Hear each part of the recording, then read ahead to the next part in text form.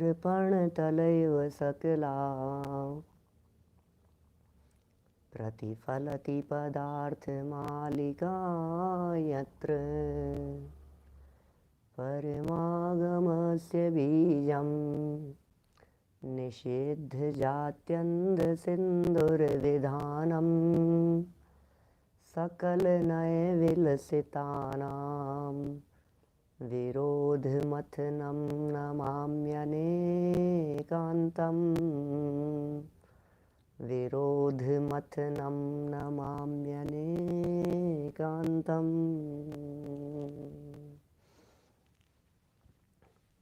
पुरुषार्थ सिद्धि उपाय नामक ये ग्रंथ है अमृतचंद्राचार्य की। यह है सुंदर रचना, अनुपम रचना, और इस रचना में समापन तक हम लोग पहुंच रहे हैं। सुंदर प्रकरण है। कल का पूरा समय अपना तीर्थंकर आदि प्रकृतियों के संदर्भ में ही निकल गया। आखिर प्रश्न तो प्रश्न है, कल प्रश्न में ही पूरी चर्चा हो गई थी, आप लोगों के सबके ध्यान में होगी। बहुत सुंदर और मार्मिक विषय है कि भाई हमें तो एक बात बतला दो, तीर्थंकर कर्म प्रकृति को कौन बांधता है? ऐसा कौन व्यक्ति है जो तीर्थंकर कर्म प्रकृति को बांधने वाला होता हो? क्या जवाब देगा आगम? शास्त्र क्या जवाब देंगे? जनवाणी तो यही कहेगी ना, तीर्थंकर कर्म प्रकृति को बांधने वाला व्यक्ति नियम से, जो भी तीर्थंकर कर्म प्रकृति को बांधता है वो व्यक्ति चौथे गुणस्थान से सातवें गुणस्थान वाला होगा। यही तो आगम कहेगा। शास्त्र क्या कहेंगे?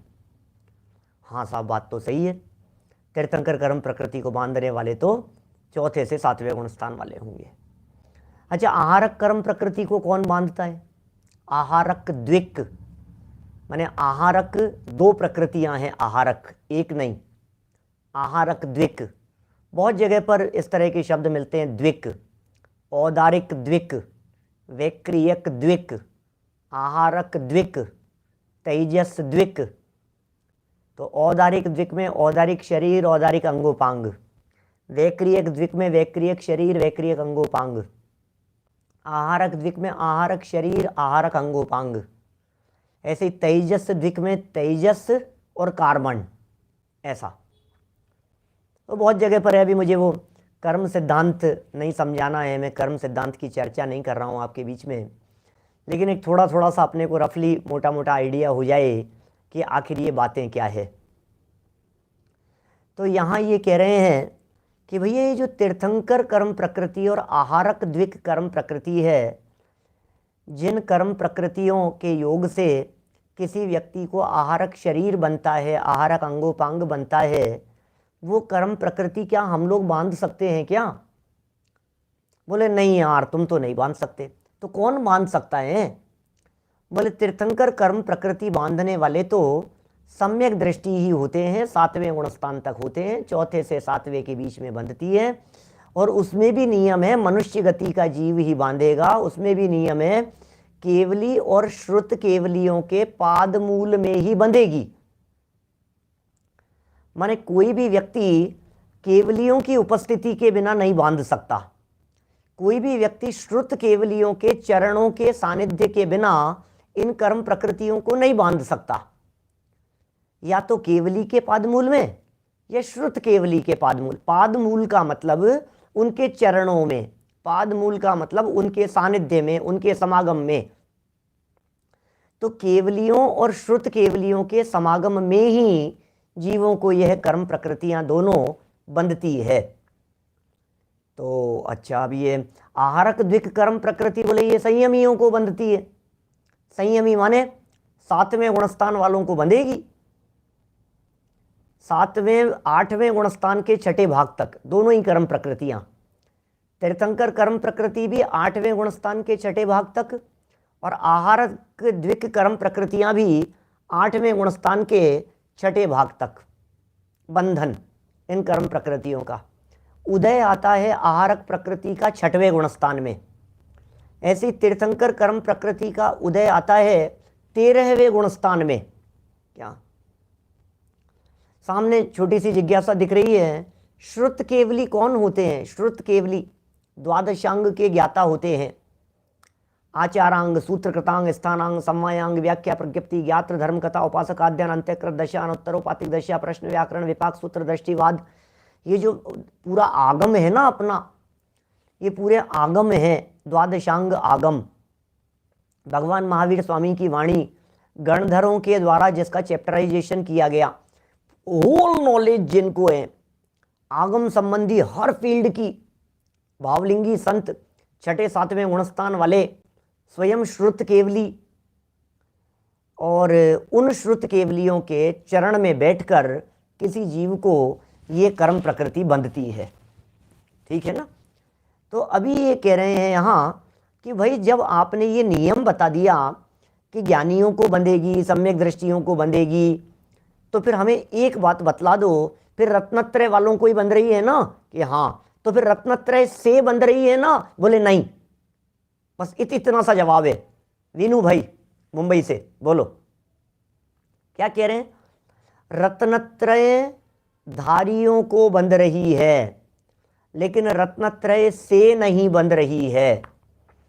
मैं यदि इसी बात को थोड़े एक आध्यात्मिक प्रकरण की तरफ आप लोगों को यदि मैं ले जाऊं, तो बतलाइए, सम्यक दर्शन की प्राप्ति सैनी पंचेंद्री को होती है या असैनी को? तो आप कहेंगे सैनी को होती है। क्या? सैनी पंचेंद्री को होती है, असैनी को नहीं होती। अच्छा, सैनी पंचेंद्री का मतलब मन वाले को होती है सम्यक दर्शन की प्राप्ति की। हाँ, तो फिर मन से होती है या बिना मन से होती है? बोलो। तो कहा होती तो मन वाले को है, लेकिन मन पावे विश्राम वाले को होती है। क्या बात ख्याल में आई क्या? मन वाले को होगी, लेकिन मन पावे विश्राम तब होगी। इसी तरह से क्या चर्चा चल रही है अपनी यहाँ?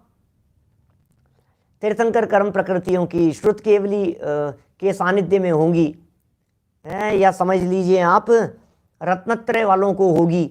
जो प्रकरण चल रहा है ना, रत्नत्रय धारियों को ही ये कर्म पदवियां बंधती हैं, लेकिन रत्नत्रय से नहीं बंधती है। क्या? रत्नत्रय से नहीं बंधती है। क्या? वर्तमान में कोई श्रुत केवली नहीं है। माने अंतिम श्रुत केवली हुए थे भद्रबाहु, उनके बाद में कोई श्रुत केवली नहीं हुआ। भगवान महावीर स्वामी के निर्वाण जाने के बाद 3 केवली हुए, अनुबद्ध केवली। अनुबद्ध माने लाइन से होने वाले केवली। और उसके बाद हुए 5 श्रुत केवली। क्या? 3 केवली, जिसमें सबसे पहले केवली हुए इंद्रभूति गौतम। फिर इंद्रभूति गौतम को जिस दिन निर्वाण की प्राप्ति हुई, उसी दिन शाम को सुधर्म स्वामी को केवल ज्ञान की प्राप्ति हो गई। उनका उपदेश बराबर चलता रहा। फिर जिस दिन सुधर्म स्वामी को सुबह निर्वाण हो गया, उसी दिन शाम को जम्बू स्वामी को केवल ज्ञान की प्राप्ति हो गई।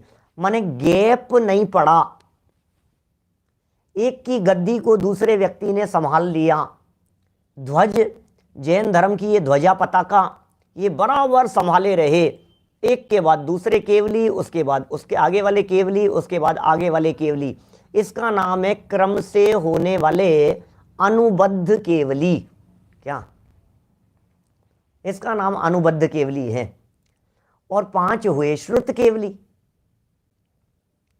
तो जो श्रुत केवली हैं, ये श्रुत केवली हुए नंदी, विश्व नंदी, नंदी मित्र कहा जाता है, फिर अपराजित, फिर गोवर्धनाचार्य, विशाखाचार्य जिनका नाम कहा, और फिर उसके बाद में भद्रबाहु।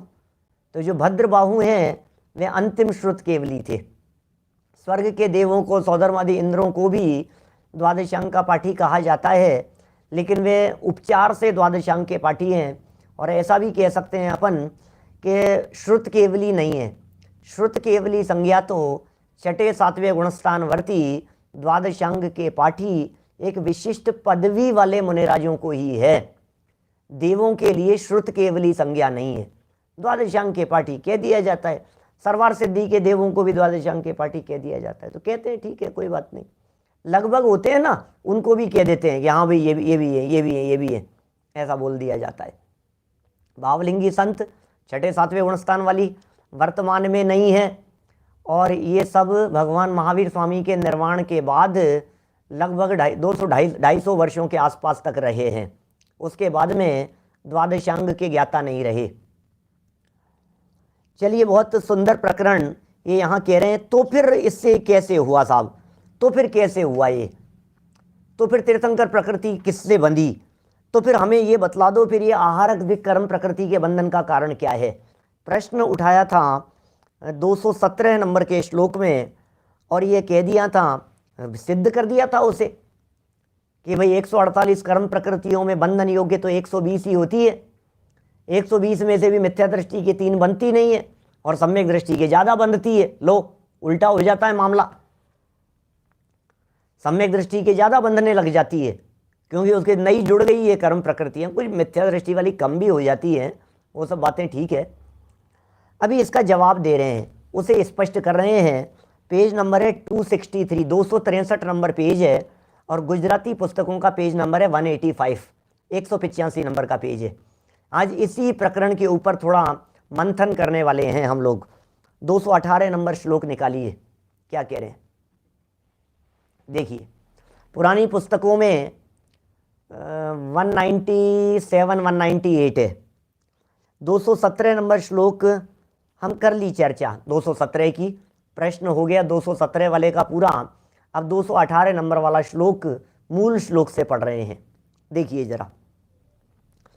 सति सम्यक्त्व चरित्रे तीर्थकराहार बंध कौ भवतः योग कषायौ नासति तत्पुनरस्मिन्नुदासीनम्। क्या कह रहे हैं, अन्वयार्थ। यस्मिन, यस्मिन माने जिसमें, यस्मिन जिसमें, सम्यक्त्व चरित्रे सति, सम्यक्त्व और चारित्र होने पर, तीर्थकर आहार बंधकौ, तीर्थकर आहार बंधकौ, तीर्थंकर और आहारक द्विक के बंद करने वाले, माने जिस जिस जीव में सम्यक्त्व और चारित्र होगा उसी जीव में तीर्थंकर और आहारक द्विक को बंद करने वाले योग कषाय भवतः है, योग और कषाय होते हैं। माने उसी व्यक्ति में दूसरी क्वालिटी भी है। क्या यदि कोई व्यक्ति बहुत बड़े प्रोफेसर हैं तो क्या वे किसी के पिता नहीं हो सकते हैं क्या? जैसे हमारी क्लास में एक लड़का पढ़ता था, उसके कभी बात चली ऐसी चर्चा में, उसने कहा कि मेरे पापा कलेक्टर हैं। क्या हुआ? हो ही नहीं सकता, हो ही नहीं सकता। क्यों? कलेक्टर उनकी संतान नहीं हो सकती? क्यों मेरे पिताजी कलेक्टर नहीं हो सकते? क्यों कलेक्टर किसी के पिता नहीं हो सकते? माने उस व्यक्ति में कलेक्टरत्व यदि है तो पितृत्व भी तो है, ये भी तो होगा। तो उसी एक व्यक्ति की दूसरी क्वालिटी भी तो हो सकती है।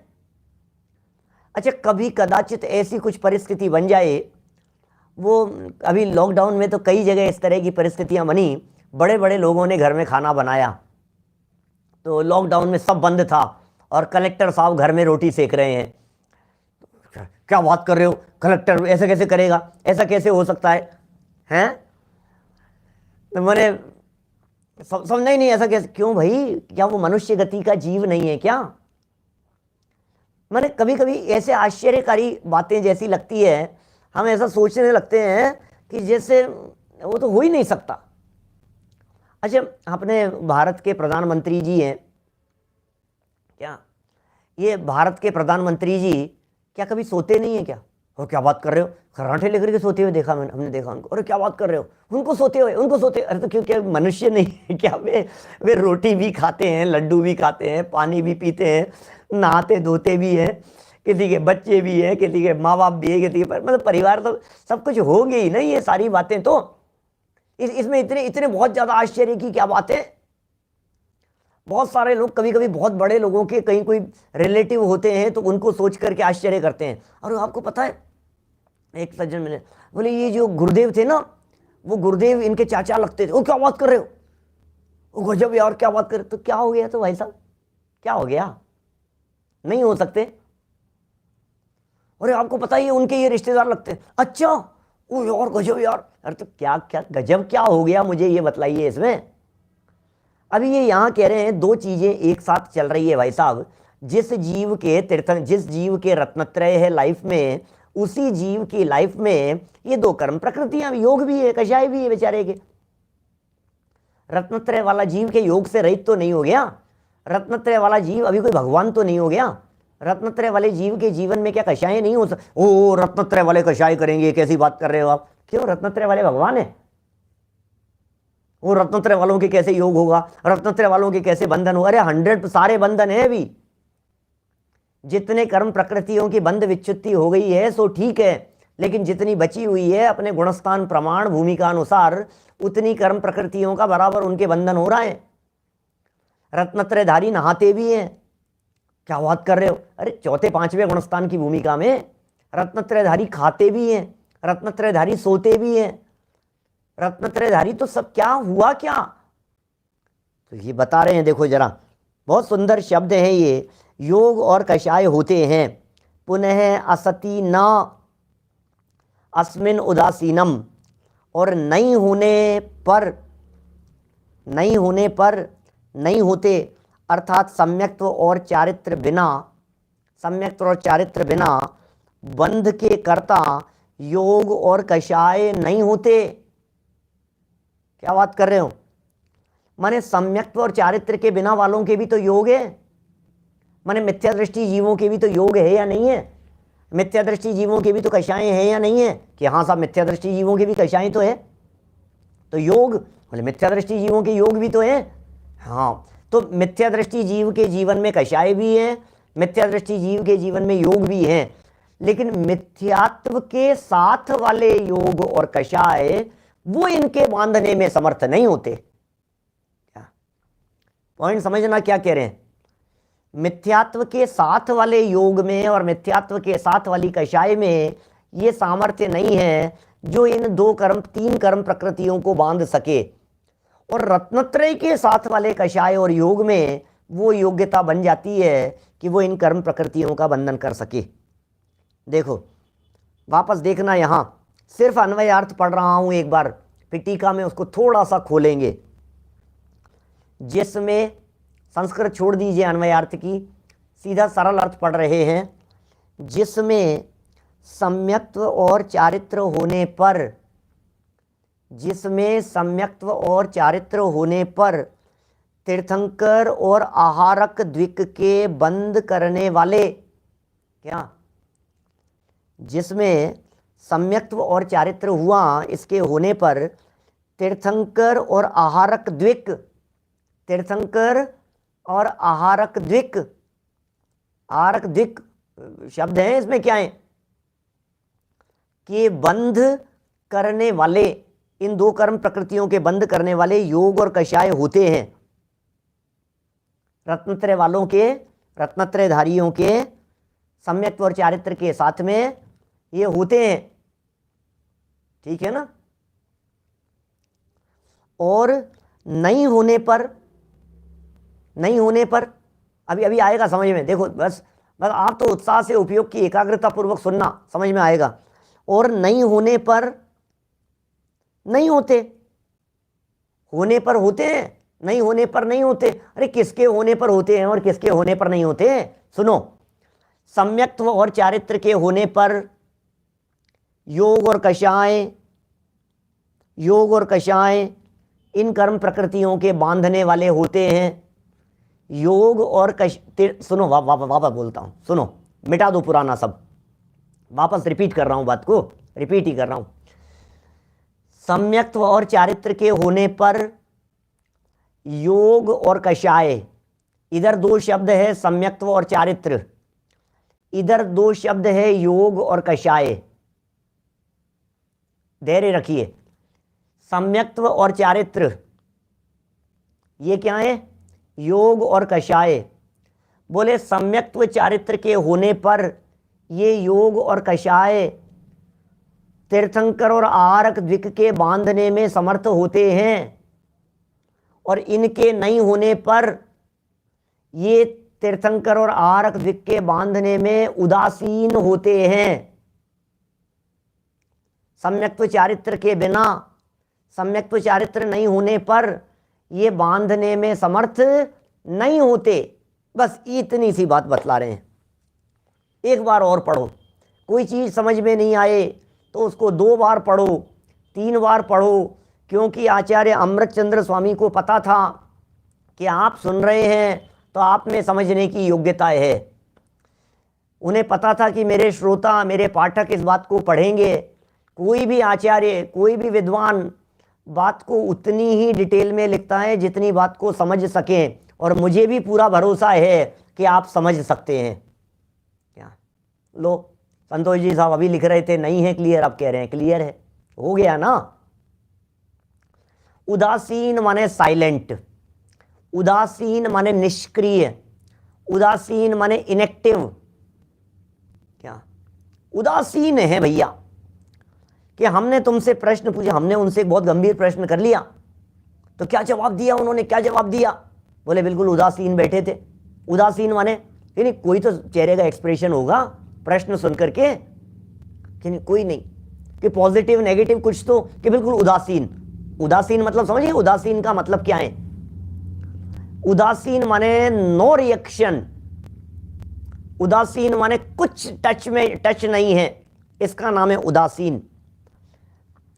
देखिए अब सिर्फ वापस पढ़ रहा हूं एक बार पुनः, प्रकरण समझ में आना जरूरी है, बिल्कुल जरूरी है, जरूर समझ में आएगा।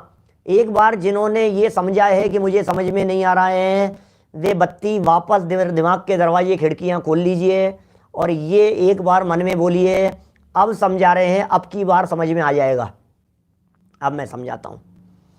जिसमें सम्यक्त्व और चारित्र होने पर तीर्थंकर और आहारक द्विक के बंध करने वाले योग और कषाय होते हैं। बस सम्यक्त्व चारित्र के होने पर ही योग और कषाय इन कर्म प्रकृतियों का बंध करते हैं, और नहीं होने पर बंध नहीं करते। अर्थात सम्यक्त्व और चारित्र के बिना बंध के कर्ता योग और कषाय नहीं होते। सम्यक्त्व और चारित्र नहीं होने पर योग और कषाय बंध के कर्ता नहीं होते। वे सम्यक्त्व और चारित्र इस बंध में उदासीन हैं। चलिए टीका पढ़ते हैं नीचे, और क्लियर होगा, और क्लियर होगी बात। सम्यक्त्व चरित्रे सति योग कषायौ बंधकौ भवतः असति न तस्मात् तत्पुनः अस्मिन् उदासीनम। सम्यक्त्व और चारित्र की महत्ता है। सम्यक्त्व और चारित्र के प्रकट होने पर ही, अरे भैया मैं जैसे एक आध दिन पहले भी कई बात आपको, सुनो, मिथ्या दृष्टि जीव क्या कर्म बांधेगा, मिथ्या दृष्टि जीव क्या बिजनेस करेगा, मिथ्या दृष्टि क्या कमाएगा। ये जो कमाने में लगे रहते हैं ना, वो क्या कमाएंगे? असली कमाई वो करते हैं जो कमाना बंद कर देते हैं। अब बात समझ में आई क्या? क्या कह दिया मैंने? बातों में कुछ कह गया मैं आपसे? ये मिथ्या दृष्टि, ये मिथ्या, अरे खूब कमा रहे हैं, पहले क्या कमाएंगे ये? चक्रवर्तित्व पद प्राप्त करने के लिए कितने बिजनेस और कितने दुकानें चलाते होंगे, ये बतलाइए मुझे। बोलो, कितने बिजनेस चलाएं, कितनी दुकानें चलाएं कि चक्रवर्ती बन जाएं? बोलो। अरे नहीं साहब, कुछ तो करते हैं साहब बिजनेस, हम भी कुछ ऐसा करेंगे, अरे एड़ी से चोटी तक का जोर लगा लो, कुछ नहीं कर पाओगे। क्या कर लोगे? मिथ्या दृष्टि क्या करेगा, क्या बांधेगा वो? हमें योग्यता क्या है मिथ्या दृष्टि जीव में? आता जाता क्या है? पैसे के पीछे भागता रहता है। असली पैसे की कमाई उनके होती है जिन्हें पैसे के प्रति मोह नहीं होता है। जग को दे दी जग की निधियां, दिन रात लुटाया करते हो सम की अविनश्वर मणियां। ठोकर मार दी उसके, लात मार करके चल दिए चक्रवर्तित्व के वैभव को। आत्मा के वैभव के सामने। सच में जिन जिन लोगों को उनकी कीमत नहीं होती है, उनके पीछे ये संपदा दौड़ती है, परछाई की तरह पीछा करती है। ये कहना चाह रहे हैं तीर्थंकर कर्म प्रकृति उत्कृष्ट प्रकृति मानी जाती है। मैं तीर्थंकर बनूंगा, मैं तीर्थंकर बनूंगा, मैं तीर्थंकर कर्म प्रकृति बांधूंगा। कि ढोर क्या बांधेगा? तीर्थंकर कर्म प्रकृति भागता रहे तीर्थंकर कर्म प्रकृति के पीछे, वो आगे आगे भागती रहेगी कि छोड़ो तीर्थंकर प्रकृति को, मुझे नहीं बांधनी है, मेरा गायक स्वभाव को देखूंगा मैं तो। अब तीर्थंकर प्रकृति चरणों में आकर के पड़ेगी। ये है वास्तव में कमाल इस चीज का है। मैंने हरक द्विक कर्म प्रकृति बांधूंगा बांधूंगा, और मैं ऐसी कर्म प्रकृति मैं भी बांध लूंगा, मैं भी बांध लूंगा। मिथ्या दृष्टियों को नहीं बनती है, जिन्हें उसका रस नहीं होता है, जिन्हें उसकी आसक्ति नहीं होती है, जिन्हें उसका चैंट नहीं होता है, उन्हें ये तीर्थंकर कर्म प्रकृतियां, आरक द्विक जैसी कर्म प्रकृतियां चरणों में आकर के पड़ती है कि मुझे तो ऐसा व्यक्ति चाहिए जो व्यक्ति मुझे ठोकर मार सके। मुझे दास नहीं चाहिए, मुझे नौकर नहीं चाहिए। ये कर्म प्रकृतियां ऐसी कर्म प्रकृतियां हैं। अब बतलाओ तीर्थंकर कर्म प्रकृति, आरक द्विक कर्म प्रकृति किसके बंधेगी? बांधने वालों के नहीं बंधती है। बोले जिन्होंने बांधने का विकल्प त्याग दिया है, ऐसे जो रत्नत्रयधारी हो गए हैं, ऐसे जो सम्यक दृष्टि हैं, ऐसे जो भावलिंगी संत हैं, बोले उनको ये कर्म प्रकृति आगे होकर के ऑफर आता है, लो हम आपको वरण करने के लिए तैयार हैं। और ये कहते हैं हमें परवाह नहीं है, हमें परवाह नहीं है। क्या सौगानी जी का बोल, मुझे सम्यक दर्शन की जरूरत नहीं, सम्यक दर्शन को मेरी जरूरत हो तो आए। ऐसा है, मुझे जरूरत नहीं है सम्यक दर्शन की, मुझे आनंद भी नहीं चाहिए, अरे मुझे मोक्ष भी नहीं चाहिए। कहा सम्यक दर्शन की बात करें, मुझे तो मुक्ति नहीं चाहिए। मुक्ति को यदि मेरे गले में वरमाला डालनी हो तो डाले, मुक्ति रूपी कन्या को, मैं तो मुक्त हूं। ऐसे ऐसे बोल होते हैं ज्ञानियों के, ऐसी दृष्टि होती है ज्ञानियों की। माने पुण्य के पीछे भागने से पुण्य नहीं बंधता। तीर्थंकर 16 कारण भावना, जय जय नाथ परम गुरु हो, जय जय नाथ परम गुरु हो, और वो 16 कारण भावना भाई। तीर्थंकर कर्म प्रकृति के लिए रोज भावना भा रहा है, 16 कारण भावना, तीर्थंकर बन जाए, तीर्थंकर बन जाए। भैया दर्शन विशुद्धि भावना क्या होती है? दर्शन विशुद्धि अकेला सम्यक दर्शन नहीं, सम्यक दर्शन के साथ में विशुद्धि, निर्मल सम्यक दर्शन कहा है। इसका मतलब त्रिकाली ध्रुव से नीचे जिसकी सोच नहीं आती हो उसका नाम है दर्शन विशुद्धि। अपने आप को त्रिकाली से कम स्वीकार करने की जिसकी भावना नहीं हो उसका नाम है दर्शन विशुद्धि। इस लेवल पर जिसकी सोच होती है, इतना श्रद्धान जिसका अंदर में होता है, मैं शरीर नहीं, मैं देह नहीं, मैं कर्म नहीं, अरे मुझे कर्म प्रकृतियों की तरफ आकर्षण। अब कहते हैं गुरुदेव श्री, जे भावे तीर्थंकर कर्म प्रकृति बंधाए, ते भावे पण बंधनो कारण छे, हे छे। बोलो, जिस भाव से तीर्थंकर कर्म प्रकृति बंधती है, अरे मुझे तो वो भाव भी नहीं चाहिए। वो भाव भी राग है, वो भाव भी कषाय है, वो भाव भी विकार है। बंधन है ना, बंधन। क्या नहीं नहीं साहब, अच्छा बंधन था, अच्छा बंधन था। अरे अच्छा बंधन था कि रक्षा बंधन था? बंधन तो बंधन है। बंधन में अच्छेपन की अनुभूति कैसे हो रही है? बंधन को भला कैसे मान रहे हो आप? समझदार व्यक्ति बंधन को अच्छा नहीं मान सकता है। कौन समझदार व्यक्ति होगा? मुझे मालूम है, जब समय सार की इन गाथाओं को हम पढ़ते हैं, पुण्य पाप अधिकार की, लोहे की बेड़ी बांधती त्यों सोने की भी बांधती, लोहे और सोने की बेड़ी के समान। तो हमारे कई समझदार लोग इस तरह के मिलते हैं। क्षीर सागर वाले अजय जी, बोलो, कई ऐसे साधर्मी लोग मिलते हैं जो ऐसा कह देते हैं पलट करके, अरे पंडित जी गोल्ड है, गोल्ड, अपने को तो सोने की, बंधना तो है ही, तो सोने की से ही बंध लो ना, अपने क्या फर्क पड़ गया? सोने की से बंध रहा है, अपने तो सोने की से क्या फर्क पड़ गया? साहब पुण्य बन रहा है, पुण्य बन रहा है, अपने क्या दिक्कत है? अरे बाबू एक बात सुनो, मेरी बात अभी ऐसे नहीं समझ में आ रहा है। तुम्हें किडनैप कर लिया गया, अब समझ में आएगी बात। थोड़ा सा कठोर शब्दों में कहता हूं ना मैं, तो बात माथे पर जू नहीं रेंगती है। नहीं तो किडनैप कर लिया गया, कुर्सी पर जहां आप बैठे हुए, अभी जिस कुर्सी के ऊपर बैठे हो, आप एक बार फील करना, इस कुर्सी पर बैठे बैठे आपको ऐसे ऐसे कुर्सी को पकड़ करके बैठे ना, हत्थे को हैंडल पकड़ करके बैठे हैं, और ये ऐसे हथकड़ी लगा दे हुए यहां, गोल्ड की है, गोल्ड की। अब आप हिल नहीं सकते, आप सुसु पोटी के लिए नहीं जा सकते, आप वहां से उठना चाहें तो उठ नहीं सकते, आप भागना चाहें तो भाग नहीं सकते। ये लगा दी आपको, गोल्ड की है, गोल्ड की। अब तो मजा आ रहा होगा ना, काय का मजा है यार, गोल्ड की हो चाहे लोहे की हो, बंधन है ना। आपको उसमें मजा आ रहा है आपको उसमें। ये आरक दिक कर्म प्रकृति। अच्छा क्या करेंगे भाई साहब, मुझे एक बात बतला दो, तीर्थंकरों को आनंद ज्यादा आता होगा, तीर्थंकरों को मजा ज्यादा आता होगा। अच्छा ऋषभ देव स्वामी तीर्थंकर थे, बाहुबली तो तीर्थंकर नहीं थे। अच्छा बाहुबली भी तीर्थंकर नहीं थे, भरत जी तो तीर्थंकर नहीं थे, रामचंद्र जी तो तीर्थंकर नहीं थे।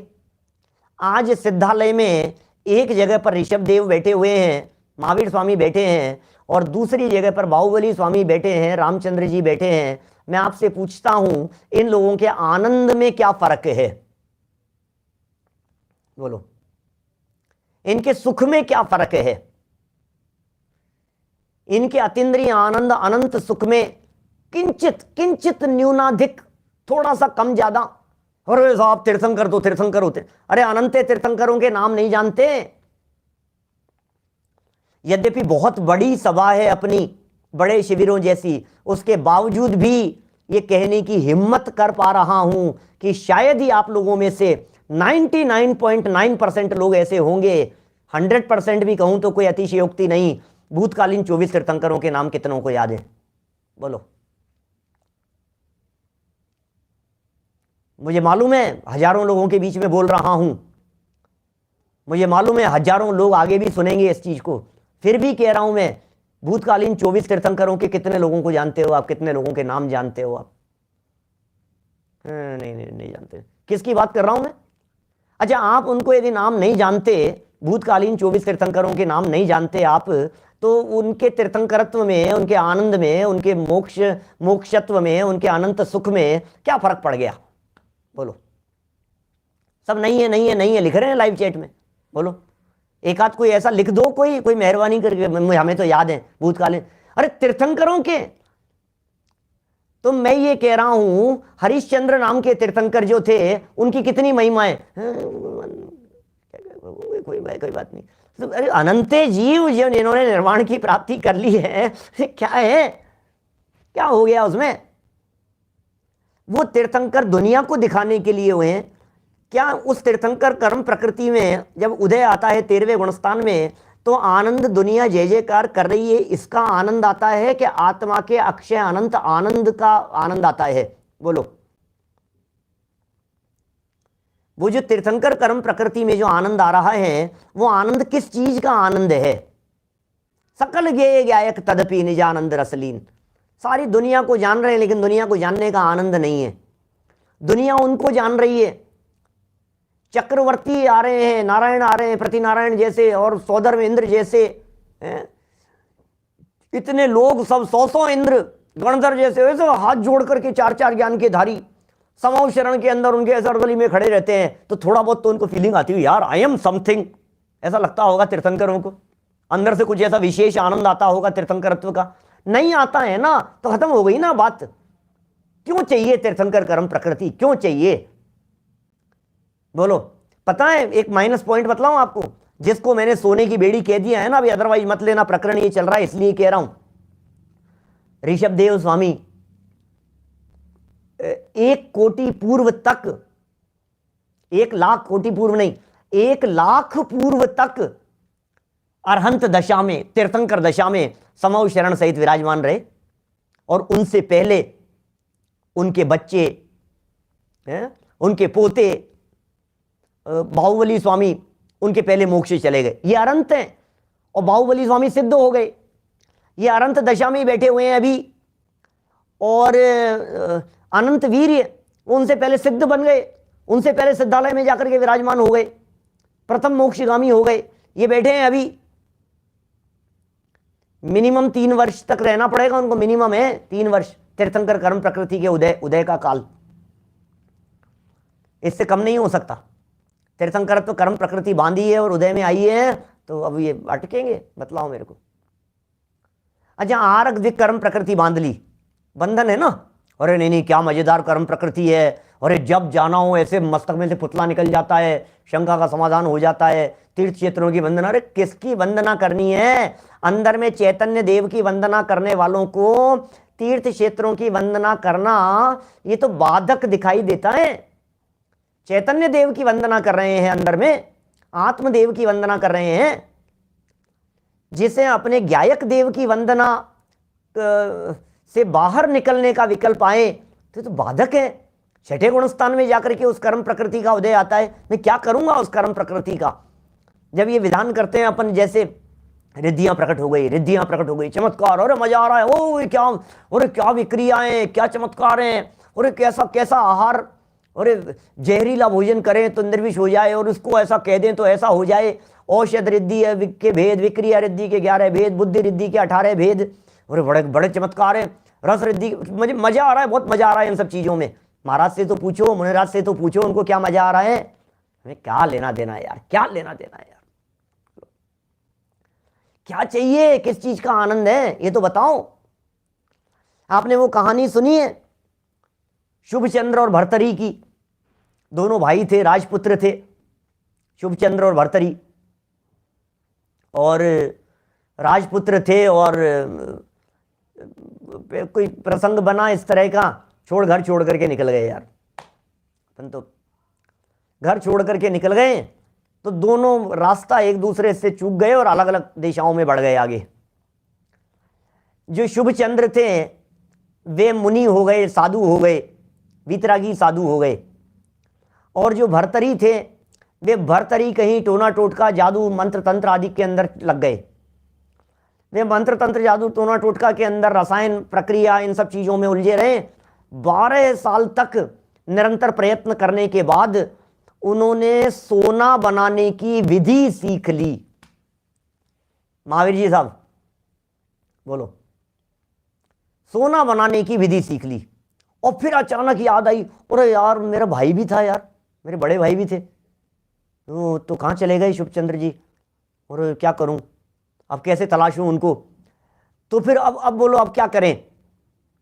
अब बोले बुलाया आर्टिस्ट लोगों को, बुलाया, चित्र बनाया, उनकी पेंटिंग बनवाई, नौकर चाकर को भेजा, तलाशो तलाशो कहाँ मिले। तो जहाँ मिल गया, और पता लग गया था, वहाँ पता लग गया उस जंगल में, वहाँ बैठे हुए हैं उस जगह पर। तो फिर पता लग गया। तो पता लगने के बाद में इन्होंने वो भेजा, रसायन भेजा सोना बनाने का, और कहा कि ये सोना बनाने का रसायन है, और इसे ले जा करके मेरे भाई साहब को दे दो, और उनको कहो कि वो ऐसा ऐसा है, और आप भी आ जाओ साथ में। और अब वो तो कुछ नहीं, ध्यान में बैठे थे, कोई बोले नहीं, कुछ नहीं। बाद में उसको फेंक दिया, उसको धूल मिट्टी में। दिमाग तो पागल हो गई। तो वापस लौट करके आए, अरे भाई साहब आपके वो दरिद्री तो है ही, वो पागल भी हो गए। और बोले नहीं नहीं नहीं, पागल नहीं है, गलती मेरी है, मेरे बड़े भाई साहब है, मुझे जाना चाहिए था, है, मैंने सोचा नहीं ऐसा। और मैं आज भी जो इतने वर्षों बाद में मिले, उनका पता लगा, खबर लगी, और नौकरों को भेज दिया मैंने, खुद रसायन लेकर के। भाई साहब क्या, मेरे साथ चलो, मैंने सोना बनाने की विधि सीख ली, और ये सब सीख लिया, ऐसा ऐसा। अब बड़े वही सब रसायन ले लेकर के आए, मिट्टी पर ढोल दी, क्या है, और नहीं नहीं वैसा वैसा वैसा नहीं। अरे भाई क्या चाहिए तुझे, हमारे पास सोने की कमी थी क्या, हमारे पास में गोल्ड की कमी थी क्या? हम तो राजपुत्र थे, राजघराने से थे, हमारे पास में तो किसी चीज की कमी नहीं थी, इसलिए घर छोड़ करके निकले थे हम लोग। और तुझे सोना ही चाहिए तो ये ले, पहाड़ सोने का हो गया, सोना गिर, सोने का पहाड़ बन गया। ऐसा चाहिए तुझे पहाड़, और समझ में आ गई सारी बात। फिर भर्तरी ने बहुत काम किए फिर साहित्य साधना के क्षेत्र में। किस लिए, क्या करूंगा मैं इन रिद्धियों का, गोल्ड, मुझे गोल्ड चाहिए। अरे ये गोल्ड क्या, पारस अंदर बैठा हुआ है, तुम गोल्ड की चिंता कर रहे हो? रत्नत्रयधारी व्यक्तियों के, ये यहां जो ये श्लोक कह रहा है 218 नंबर का श्लोक, ये कह रहा है रत्नत्रयधारियों के ऐसे चमत्कार होते हैं, उस रत्नत्रय के प्रभाव से ऐसे चमत्कार होते हैं कि उस रत्नत्रय के साथ में चलने वाली थोड़ी बहुत अल्प कषाय, उस रत्नत्रय के साथ में चलने वाली थोड़ी सी योग की प्रवृत्ति, वे तीर्थंकर कर्म प्रकृति और आहारक द्विक कर्म प्रकृतियों को बांधने में समर्थ होती है रत्नत्रय वालों को। और रत्नत्रय के अभाव में बोले कषाय और योग भी उदासीन हो जाते हैं, बांधने में समर्थ नहीं होते हैं।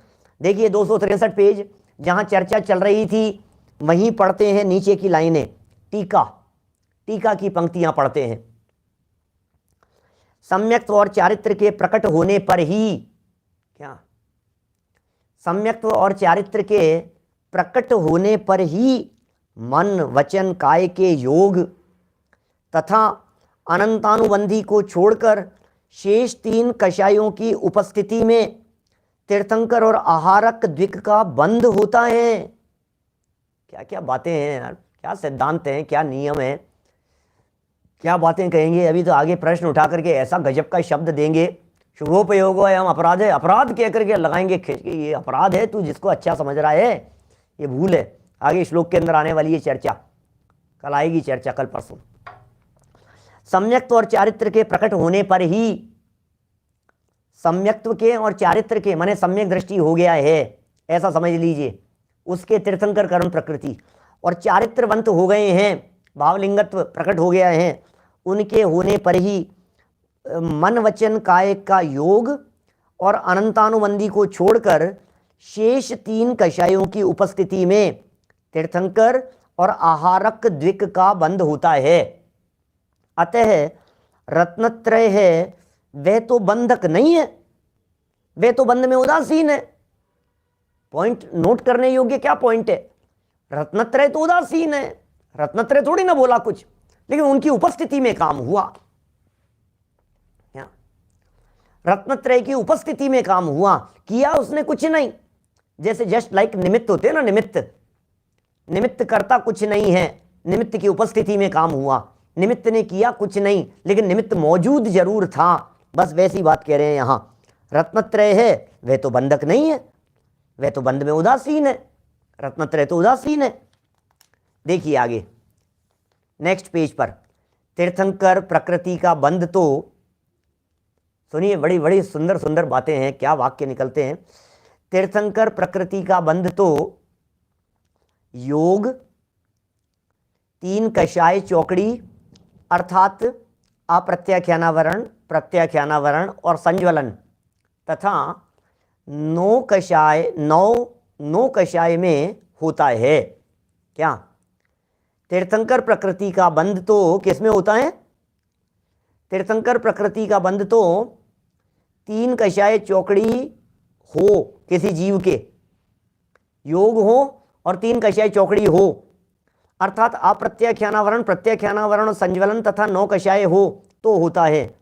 फिर भी वह सम्यक्त्व और चारित्र इस बंध में उदासीन है, फिर भी वो जो सम्यक दर्शन है वो उदासीन है, फिर भी जो सम्यक चारित्र हैं वो इस बंध में उदासीन है। बेचारे सम्यक्त्व का कर्तृत्व तो कुछ नहीं है, सम्यक्त्व तो साथ में खड़ा था, चारित्र तो साथ में खड़ा हुआ था, इतना समझिए आप। सम्यक्त्व और चारित्र के माथे जबरदस्ती बंध का इल्जाम लगाने की जरूरत नहीं है। अरे भाई रत्नत्रय ही बंध का कारण हो तो फिर मोक्ष का कारण क्या होगा, क्या जिससे मुक्ति मिले वो बंध का कारण कैसे हो सकता है। क्या भावार्थ पढ़ देते हैं, समय बस हो ही गया अपना। भावार्थ, जब आत्मा में सम्यक दर्शन और सम्यक चारित्र गुण प्रकट नहीं था, और क्लियर कर रहे हैं थोड़ा सा, भावार्थ लिख रहे हैं, जब आत्मा में सम्यक दर्शन और सम्यक चारित्र गुण प्रकट नहीं था, जब ये गुण प्रकट नहीं था तब भी आत्मा के साथ कर्मों का बंध होता था। बंध तो तब भी होता था, रत्नत्रय नहीं था तब भी बंध तो होता था, बोलो। और जब एक देश सम्यक चारित्र प्रकट हो गया तब भी आत्मा के साथ कर्म का बंध होता है।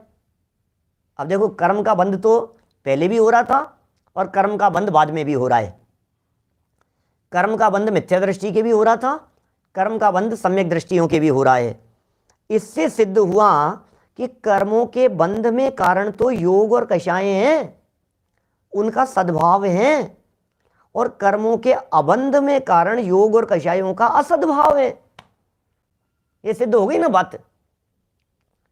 आप तीर्थंकर कर्म प्रकृति या आहारक द्विक कर्म प्रकृतियों की बात मत कीजिए, आप तो इतनी बात बतलाइए कि जब रत्नत्रय नहीं था तब बंद हो रहा था या नहीं, कि हो रहा था, तो किससे हो रहा था, कि कषाय और योग से। अब रत्नत्रय हो गया तब कषाय और योग है या नहीं है, कि है, तो फिर तब भी बंद हो रहा है कि हाँ हो रहा है, तब भी उसी से हो रहा होगा। भाई जिस चीज से पहले से बंद होता आ रहा है अनादिकाल से, वो चीज अभी भी मौजूद है ना आपके साथ में, तो अभी भी उसी से बंधन हुआ है।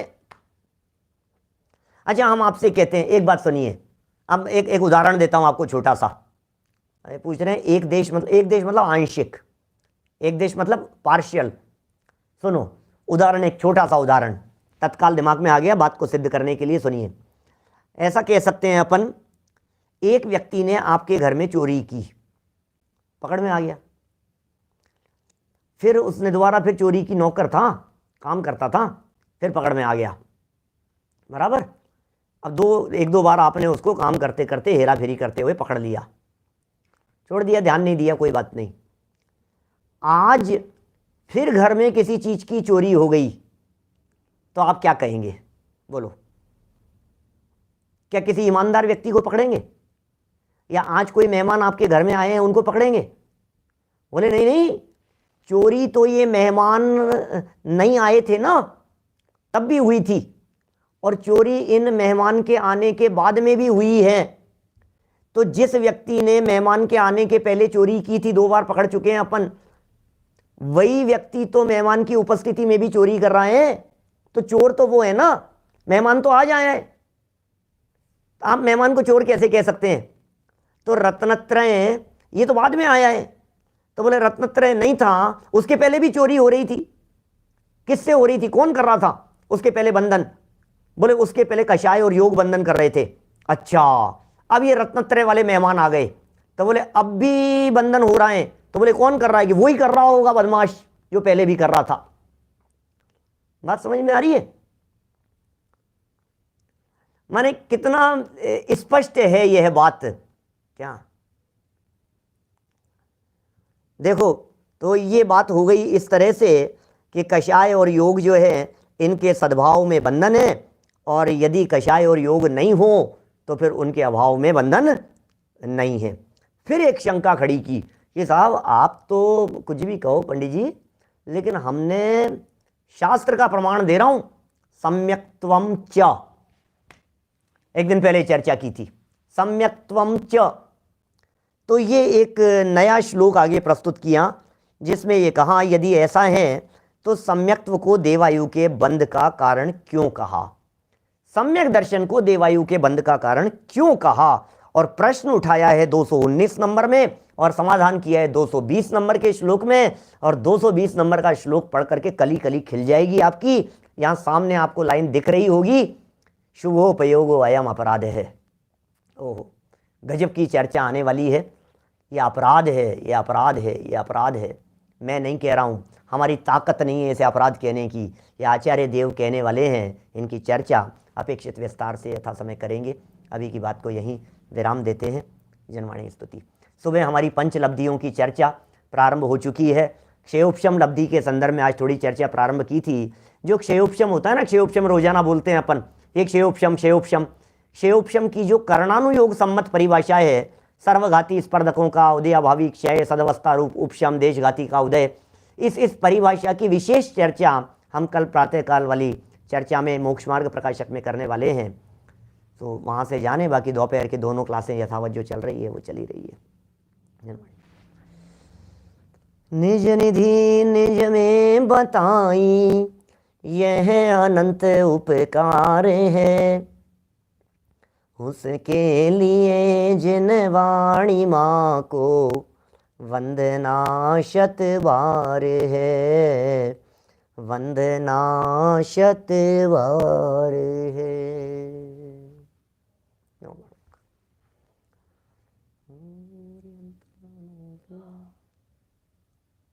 अरे यार, बंद करने के तो पहले तो बोला कर।